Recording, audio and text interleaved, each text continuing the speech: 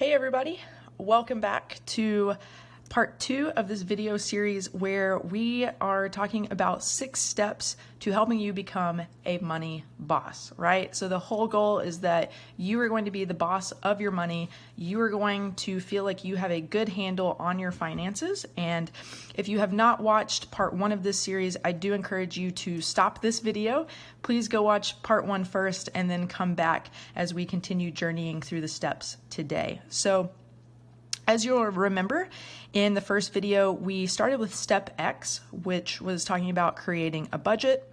We moved on to step 1, which was building an emergency fund. And then we ended on step 2, which talked about employer matching funds, okay?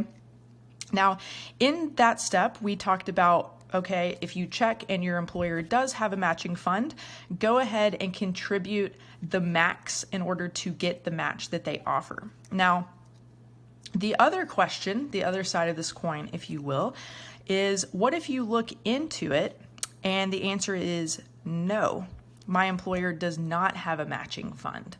Well, let's talk through that. So if your employer does not have a matching fund, what you then need to ask yourself is, do I have debt? Okay. Now this could be a variety of things, but specifically, we want to look at high interest debt. So this would be things like car loans, credit cards, student loans, anything like that, okay? We're not specifically thinking about things like a mortgage, but specifically thinking through things that are about 7% and higher, I think is a good starting point for asking this question, okay?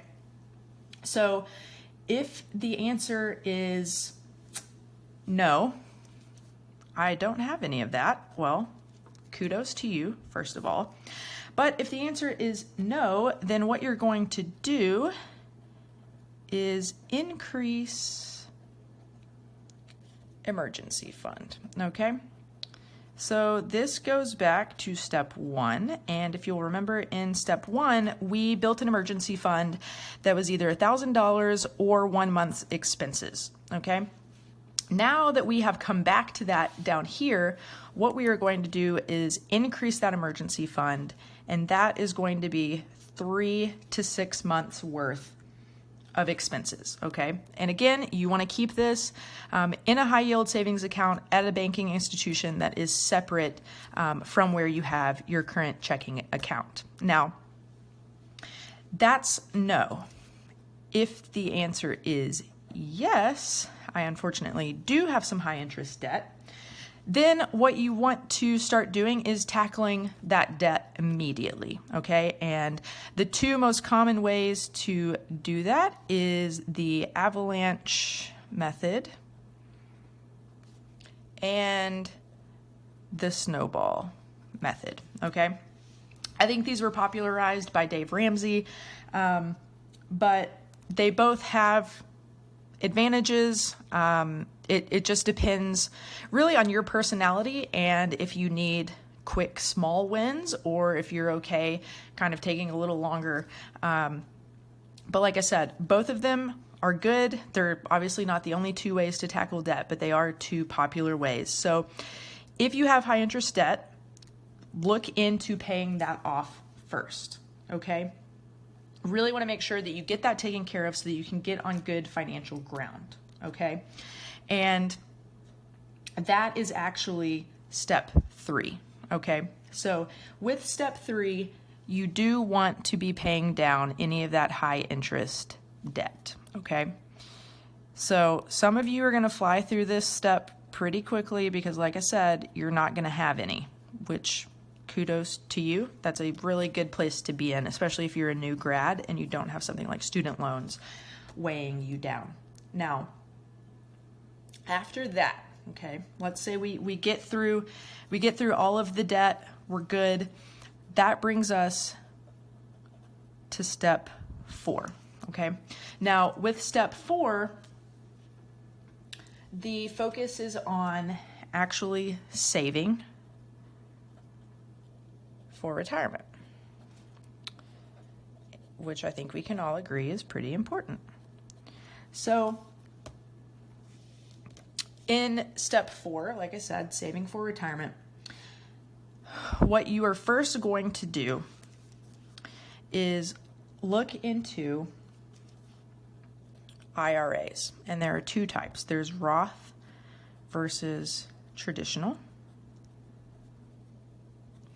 And the difference here comes down to your personal financial situation and whether or not you want to contribute post-tax in a Roth or pre-tax with a traditional. Now, there are some key differences here. Obviously, with a traditional, you're going to get some tax breaks yearly. With a Roth, you're obviously, since it's post-tax, you won't get any breaks on your taxes in the year that you contribute. But in retirement, when you pull these funds out, you will not be taxed on anything that you pull out, which is nice. Now, one of the questions you need to also additionally ask is if you think your income is going to be higher or lower in retirement, okay? If you think it's going to be higher in retirement, then a Roth is a great option.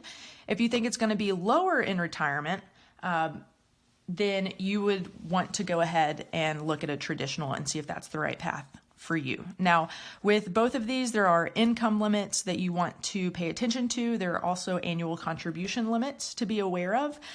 For 2023, you can do $6,500 in your account for both of these. And if you do $3,000 in a Roth IRA, then that would leave you with $3,500 that you can contribute to a traditional. Okay, it's not $6,500 in a Roth and $6,500 in a traditional. It's $6,500 across both accounts. Now, if you're curious in learning more about Roth and traditional IRAs, I do have a video kind of comparing and explaining the differences between the two that I posted last month. So I would encourage you to go and watch that to get a little bit better of an idea. Now, the next thing that we want to think about in step 4 is, okay, do I also have any other things that I need to have, a larger sum of money for in the future? Now, the biggest thing that I think comes up for a lot of people are college expenses for kids. And as we all know, college is not cheap, and many people start saving for this basically as soon as they can. And in this case, the main vehicle people use for that is a 529. It is a 529 account specifically built for education expenses. This is not limited to college. It can be used for trade schools, technical schools, obviously K through 12 as your child is going through, room and board, books, a ton of different things that this can be used for. And they did just announce some changes for this connected to a Roth IRA as well that I would encourage you to definitely look into. Okay, so once you get your retirement stuff taken care of, you've opened your IRA, you're, thinking about college expenses for your kids, that's when you can really start feeling like you're making some moves, okay? Because you've built up an emergency fund, you've started contributing the match to your 401k at work, you've tackled all of your debt, and now, even outside of that, you now have your own individual IRA account that is not connected to an employer, okay? So if you've made it to step 4 and you're, working on that, that's great progress. And in the next video, in part 3, which will be the final part in this series, I will cover off parts 5 and 6. It's going to be some additional good information that I hope you all will stick around for. So if you haven't, go ahead and hit the subscribe button so that you know when the new video drops. It will be coming just soon, in the next few days, actually. So hit the subscribe button, drop any comments below. If there's something I didn't cover and you have a question about, please let me know and I'll be happy to help.